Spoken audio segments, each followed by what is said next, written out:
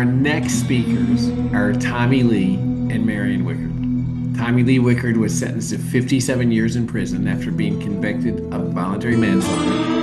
And after serving 23 years, he was resentenced to 25 years in prison based on an exceptional conduct recommendation from the California Department of Corrections and Rehabilitation. He was very recently released from San Quentin in July of 2025, just a few months ago. During his incarceration, Tommy served as president of San Quentin's 1,000-Mile Club.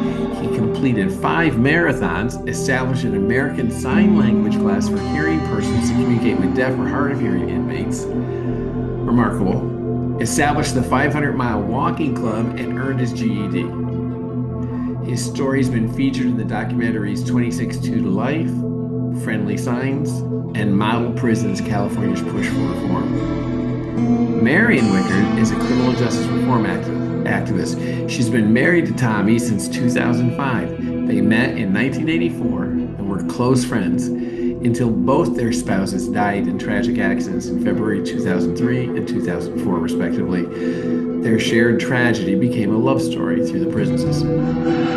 Again, if you want to ask questions as you listen to Tommy and Marion, and then you think of a question, just put it in the chat to #MAntonia But right now, Marion and Tommy, please welcome Tommy and Marion. All right, please, here we go. Hello, everybody. Hi. Hi. This is Tommy and Marion.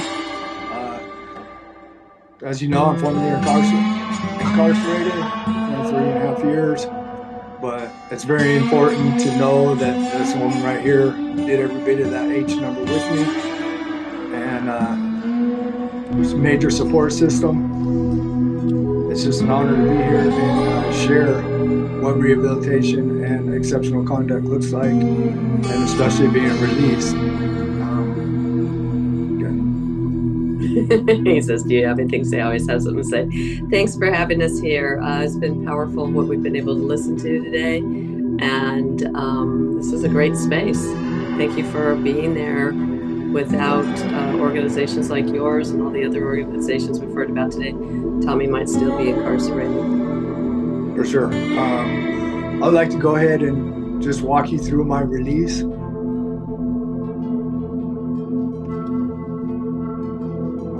We're going to start with obviously, here's me walking off the bus. After 23.5 years, these are all the people.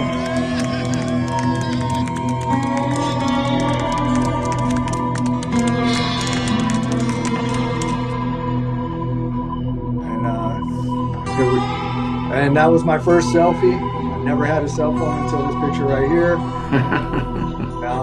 I was figuring it out. Obviously, you can see that's my thinking face, and that's her driving face. We were just leaving the prison at that time. Go ahead and go to the next picture. We'll go to that. And here's 1,000-Mile Club volunteers, support, family. My mom's there. Just everybody's here. It's pretty amazing. Christine Yu, the director of 26.2 to Life. And yeah, there was as you can still, it was hard. It was hard because I didn't know if I was going to be released or not. I didn't know if I was going to be resentenced. I was a gang member, a drug addict, extremely violent, and after putting all that work in, when they implemented rehabilitation, I never thought in a million years that I would be released because I had a long-term, determinate sentence. I was kicking with a bunch of life, LWOPs in Lancaster, life without, and lifers. But I was taking heed to all this, and I wanted to be a part of change, and I wanted people to remember this Tommy, not that other Tommy. We'll go ahead and go to the next picture. This is me and my wife. I'm like, I'm free. We made it. Just to be free with Marion is it can get me emotional. I mean, never in my life have I ever had a female, a woman, a wife that has supported me and wanted the best for me, knowing that I could never come home. She was with me no matter what. Because of her, I could do the things that I wanted to: start American Sign Language, run marathons, work on my anger, my drug problems, my alcohol problems, and become my authentic self and an outstanding member to society, the society that I was incarcerated. I wanted to be an awesome asset to the community that I was in. But I couldn't have done it without her. Without her, I don't know. And God, do not forget God. Let's go to the next picture. And sadly, there's my mom. She said, Tommy, I just want to live long enough to see you free. By the grace of God, she has seen that. My daughter, Brittany, my granddaughter, Trinity, and my grandson, Zayden. I get to be a grandpa. My daughter never had her dad out there. She's got me now. And my grandkids are going to have a grandpa in their life because that's what I want. And that's what we want. Let's go to the next picture. Now, I was talking about volunteers and support. Tim and Diane. Tim, Marion, me, and Diane. They're the new coaches of the 1,000 Mile Club. And when I ran my first marathon, I will never forget Diane's name. And I was 26.2 miles in a circle. And I was like at 24, 25 miles. And she's like, keep going, Tommy. You're going to be so happy when you finish. And not only that, just not ever looking down at us. You know, we were incarcerated. We committed crimes. I committed a crime. I'm not talking for the whole club, obviously, use the I statements. But they never looked down on us. And they wanted the best for us. We'll go ahead and go to the next one. You know, in the 26.2 to Life documentary, they were sitting on this same exact couch saying that just what I said. Tim and Diane. Yeah. What did I say? They. Tim and Diane. My bad. They said sitting on this couch that we would have them in our living room, formerly incarcerated. And here we are, all 1,000 Mile Club, formerly incarcerated, sitting on that same couch. So not only did they speak, they were speaking the truth, they invited us all in their home. This is the day I came home. And there's some amazing people right here, all the way through my incarceration in San Quentin, and also the youngster in the back there, Ryan, at Lancaster. But it's just amazing. You got something? Tim and Diane welcomed us and everyone that came to San Quentin for Tommy's release into their house. They are truly an inspiration, support for anyone that's incarcerated, that's doing what they should be doing to help their community inside, because not everybody's going to get out, but those that are need to be assets in their community. And Tim and Diane truly support the guys that are inside. Thanks, honey. You're welcome. Next picture. And I was talking about my children, right? Well, here's a son I never got to meet. And he had to adjust to a man being in the house. Obviously, I was single cell for a while. My wife has been single cell for a while. And he was just happy to have his dad home. That's Dr. Xander Von Wickerd right there. And he's Marion. That was Marion's support when I wasn't there. He's my puppy. Her puppy. But we'll go ahead and go to the next one. And there's my first day shopping. We're picking out a cake for my youngest daughter, Trista. She's just turning 23 years old. We had her, I had her before, right after I was arrested. But yeah, that was our first day shopping, and I enjoyed it. That was another. I'm getting better at my selfies, as you can see. Okay, next. And here's my son, Tommy 2. My amazing son, Tommy 2. My awesome daughter-in-law, Jessica. Mom. Is that That's Nikki, Nikki, Kendall, and Trista, and me. Like I said, I'm going to be an awesome grandpa, and those are my two granddaughters right there. And it's just an honor to be. I mean, Mom gets to see this, but that was at Trista's 23rd birthday. And I knew Grandpa. Let's go ahead and go to the next picture. And here we all are together, little family portrait.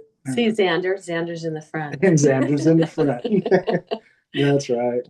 I think before you go further, though, you need to tell them how you got out of prison, what your sentence was, and I was going to say that till the end because Oh, I'm okay. looking at the clock, but I want to go through the pictures. Okay, all right. Is that cool? Yeah, that's fine. I Okay. hope you guys see how we actually interact. She's the boss, but I'm watching the clock, and we'll go ahead and go to the next picture. Stop watching the clock. I gotta watch the clock. Okay, and there's my daughter, my perfect daughter. That's what I called her because my oldest daughter, she's my number one daughter. And when she heard me call Brittany my number one daughter, she was like, "So what am I?" I was like, "You're my perfect daughter." So she was like, "All right." But yeah, this is her 23rd birthday. That's the cake. And that's the cake. We'll go ahead and go to the next picture. And there I am, being grandpa, playing with my granddaughters with a little dollhouse. You know, they were like, "Grandpa's playing dolls or playing playhouse with me," and it's pretty awesome to be able to do that. Let's go to the next picture. Okay, this is where I'm going to tell you a little bit. Now, that was the first 2 weeks. Now, all the lifers and people that are very involved with the prison system know that we have parole plans. Reentry, we have 30-day plan, 90-day plan, a year. We have housing, job, support right here. Well, when I got out, I was out for 2 weeks at home. We were learning each other how to learn to live with each other. And my parole officer said, "Come on in. I got some paperwork for you." So I came in there and he said, "You want the good news or the bad news?" I said, "Just give me the news, man." So he said, "Well, the good news is your ankle monitor's coming off." And I was on 3 years parole at the time. However, we lived in Palmdale. Thank you. And what was I saying? The parole officer said, "You want the good news or the bad news?" Okay, so we go to okay, so I got the ankle monitor off. I was on 3 years parole. He said, "The good news, you're going to be off parole December 17th. And you're moving to Fresno. And then I got to finish my parole in Fresno. So there goes my job, support, and housing. So I get up here. I was nervous because everything that you need to reenter society successfully was taken away. We don't have any connections in Fresno. I couldn't tell you a street name. I didn't know one person. However, God had another plan. My pastor at the church told Marion at Grace Chapel, Pastor Chris said, "Hey, tell Tommy to go to the well." So I went to the well and I met an amazing brother, John Hertzberg. And lo and behold, he's a teacher at one of the continuation schools up here. And let me tell you something, at that church and at the tattoo shop, because I was so embarrassed of my old gang tattoos, I covered them all up. At that tattoo shop, I got to meet an amazing person, and he sent me to the 21 Pathways. But this is Beaver Pond, and Marion did not believe that there was a beaver pond, so I had to find a sign to show her. Okay, 21 Pathways. And we're going to get to that. Okay, next picture. Watch, it's coming. Okay, I don't know what the pictures are. And then we go to the zoo. Marion says, "Let's go to the Fresno Zoo." So here we are. The first time I've been to the zoo since, I can't even remember. I went one time to the LA Zoo. And but yeah, it was amazing. We'll go to the next picture. That's my tiger pose. And then Marion and her, what is that? Are those little sea otters? Oh, sea otters. Yep, that's her little sea otter picture. We had to take them separate because there was nobody else, and it was so hot at the zoo, the animals didn't even want to come out. But we went to the zoo. Okay, next picture. Here's 21 Pathways. That's Brian Tegan.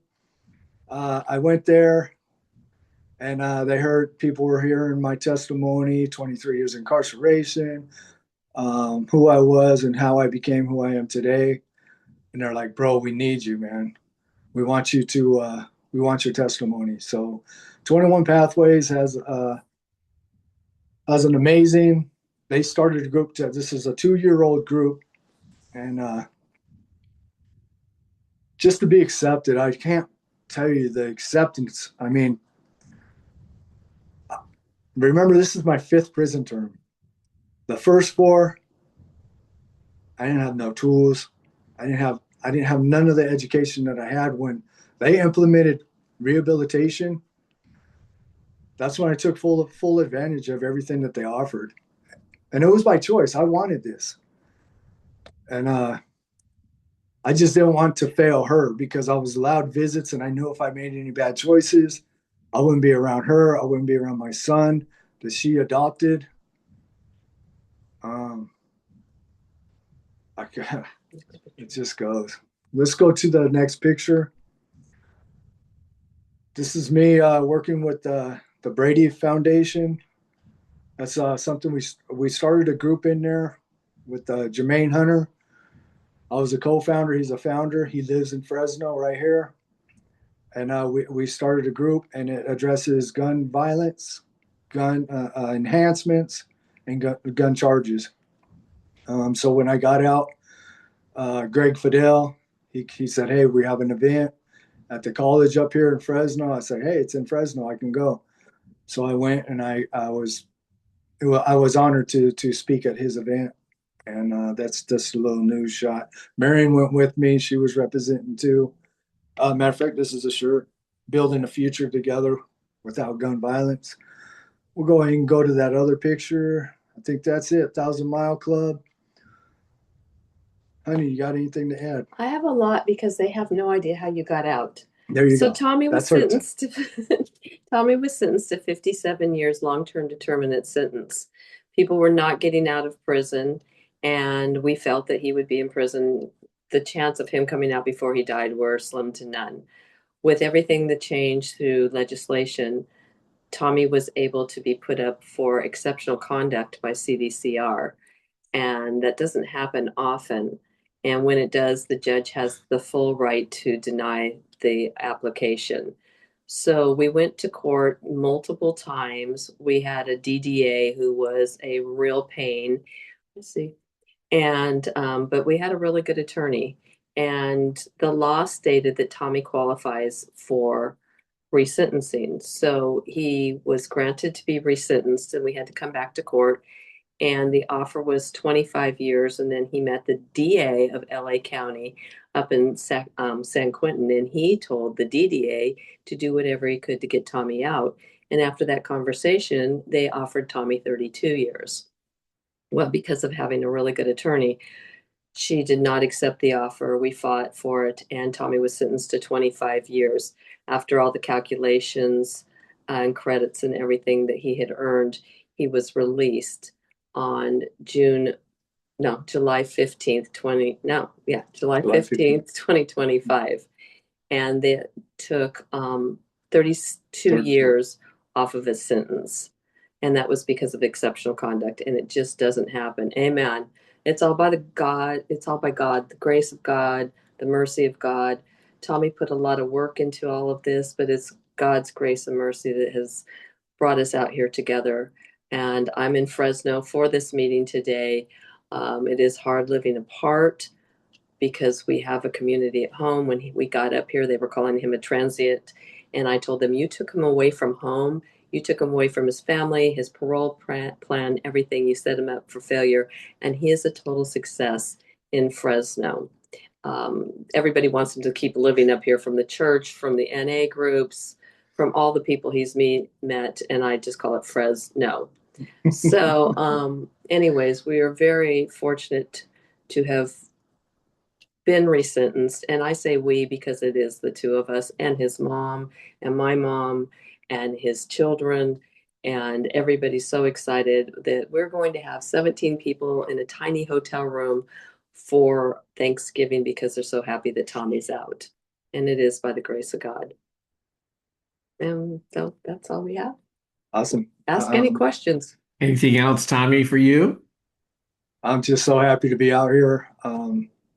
So happy that, I've listened to a couple of people speak before me, and it's all in the higher power and those relapse prevention plans, and knowing that our future is what we make it.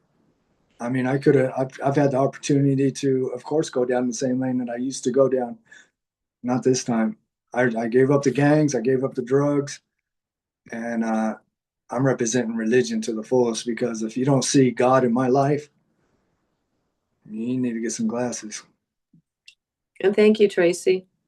Thank you for inviting us to this nice conference.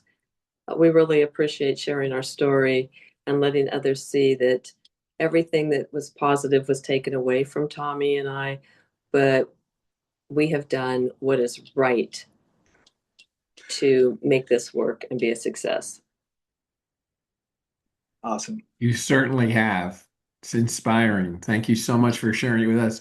Again, you just, by showing us your photos and including us in your story, you made it so human. You just made it so human what it is. And that was just the first 2 months. Oh, I've added way more than that. You've mastered taking selfies, I assume. Yeah. All right, For great. sure.